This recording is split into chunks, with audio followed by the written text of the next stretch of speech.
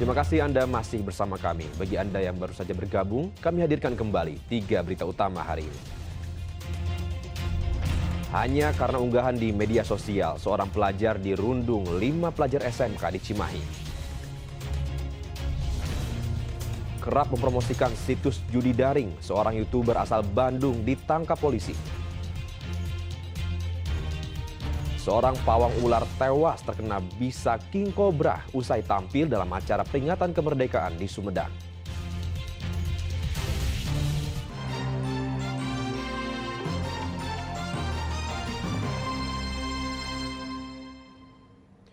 Dengan memodifikasi kendaraannya, 2 penyelundup BBM solar bersubsidi ditangkap polisi dalam sekali aksi.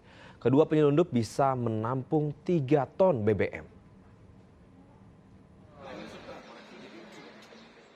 Anang dan Isman ditangkap Polres Karawang karena menyelundupkan bahan bakar minyak bersubsidi.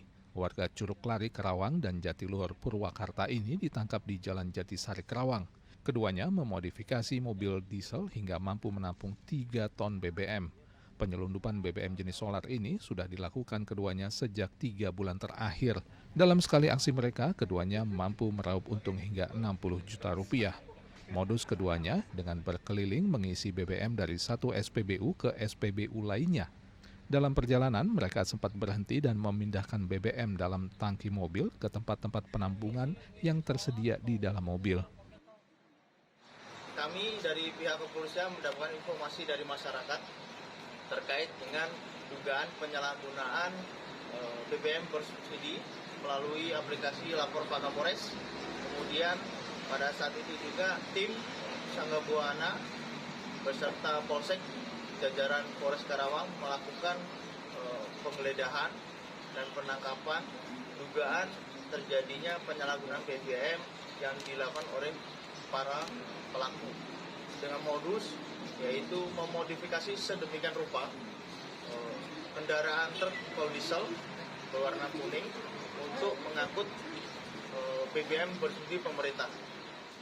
Adapun kerugian negara yang sudah kita taksir sekali dia melakukan kegiatan pengangkutan solar subsidi sebesar 60 juta dan yang bersangkutan sudah melakukan sekitar 2 kali yaitu kerugian negara sekitar 120 juta rupiah. Petugas menyita 1 unit mobil diesel dan BBM solar bersubsidi. Kedua pelaku terancam 6 tahun dan denda sebesar 60 miliar rupiah. Polisi masih memburu seorang pelaku lainnya. Samsun Nursa melaporkan dari Karawang. Polisi menangkap 2 pengedar sabu-sabu dan ganja di kediamannya di Bogor. Dalam operasi anti lodaya 10 hari terakhir, 15 tersangka ditangkap. Seorang di antaranya merupakan pengedar obat keras. Rumah seorang pengedar sabu-sabu di kawasan Pasir Jambu, Sukaraja, Kabupaten Bogor ini digeledah petugas.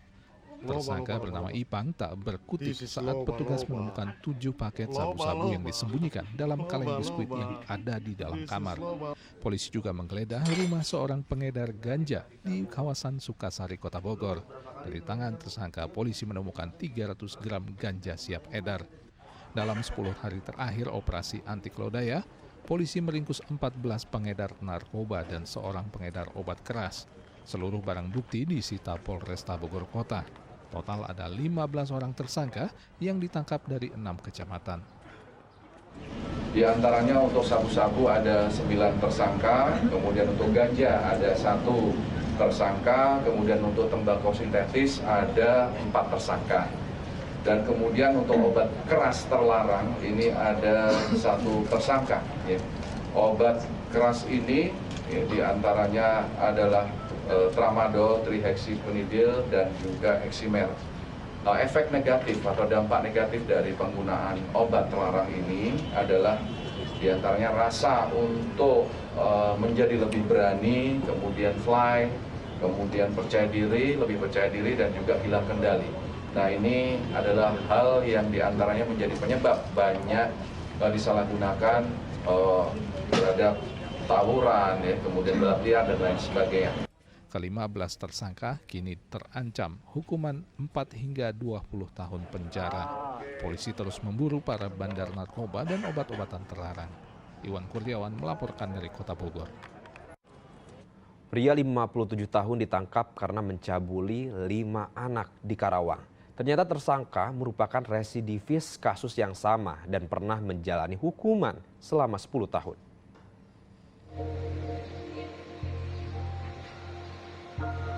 Seorang pria berusia 58 tahun warga Kota Baru, Karawang ditangkap lantaran mencabuli 5 orang anak. Kejahatan AW terungkap setelah orang tua korban melapor ke polisi.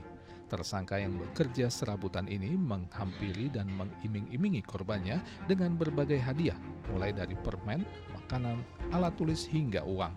Tersangka juga merupakan residivis kasus serupa dan pernah ditahan selama 10 tahun. Jadi awal mulanya ini sudah 3 bulan terakhir, adanya pelaporan dari masyarakat terkait beberapa anak perempuannya dilakukan pencabulan oleh seorang pelaku. Lokasinya cukup bervariasi. Jadi pelaku ini, pelaku atau predator ini berkeliling. Kemudian di situ ada anak-anak kecil diiming-imingi permen. Ada yang bisa diajak langsung ke rumah pelaku. Ada juga kalau misalnya kondisi sepi, di sejumlah lokasi, termasuk juga di halaman tempat bermain, kemudian juga termasuk juga rumah korban, kalau memang tidak ada pengawasan dari orang tua.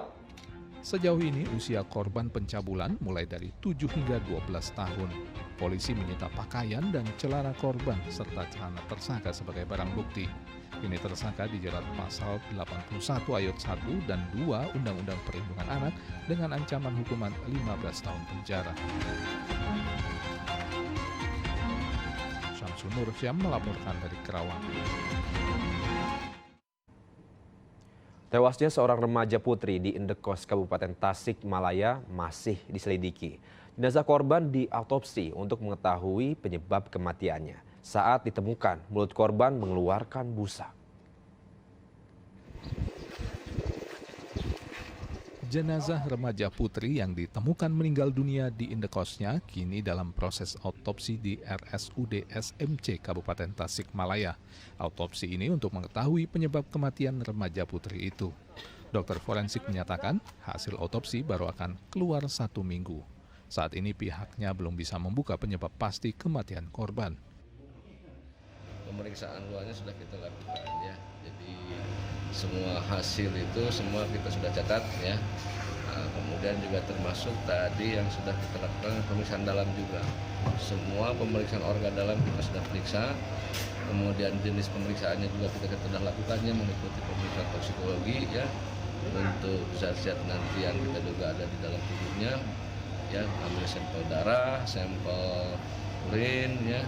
Kemudian sebagian jaringan organ ya, untuk kita uji tes toksikologinya apakah ada atau tidak, kemudian juga apakah ada penyakit atau tidak gitu kan, maksudnya penyakit yang mematikan yang bisa berkontribusi dalam penyebab kematiannya.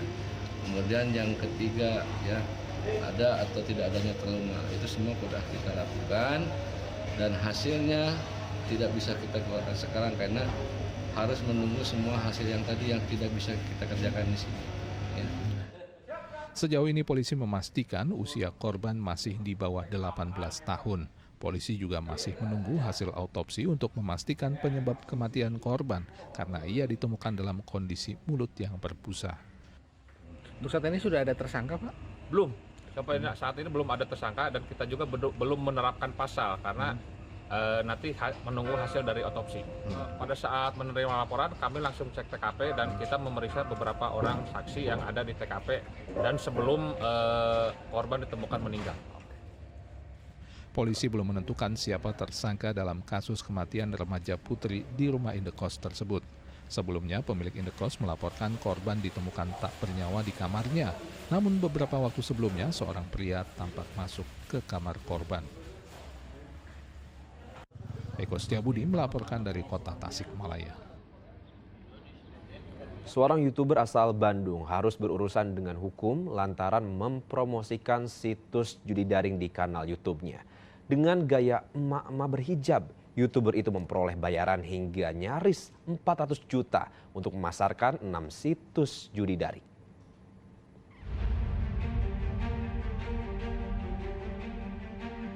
YouTuber asal kota Bandung ini harus berurusan dengan polisi. Bagaimana tidak, pemilik akun YouTube Emak Gila ini menjadi duta situs judi daring atau online. Dengan pengikut 1,4 hingga 7 juta, ia tak ragu mempromosikan 6 situs judi daring di kanal YouTube-nya dan Instagram-nya. Ia pun ditangkap di rumahnya di kawasan Sukasari, Kota Bandung.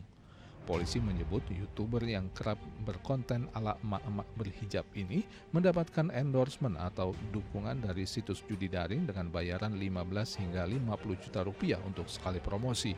Dari aktivitas promosi sejak 6 bulan terakhir, ia telah meraup pendapatan hingga 395 juta rupiah. 31 Juli 2023 adanya pelaporan dari masyarakat bahwa yang pelapor ini membuka media sosial, Instagram dan YouTube. Kemudian ditemukan adanya seseorang yang melakukan endorse judi online di 6 alamat web. Bersangkutan adalah YouTuber, jadi mungkin bekerja sama dengan alamat web judi ini. Mekanismenya mereka yang menawari atau dia mengajukan untuk jadi endorsement atau bagaimana? Jadi ini masih kita lakukan pendalaman, tapi secara singkat mungkin gambarannya mereka sudah ada komunikasi terlebih dahulu dari si tersangka dengan pemilik alamat web ini. Selain sejumlah ponsel, laptop, dan kanal YouTube pelaku, polisi juga menyita 1 unit motor besar milik pelaku yang dibeli dari hasil promo situs judi daring. Pelaku terancam Undang-Undang ITE dengan pidana maksimal 6 tahun penjara. Sementara penyedia jasa situs judi daring dan promotornya masih diburu polisi. Muhammad Rizal melaporkan dari Kota Bandung.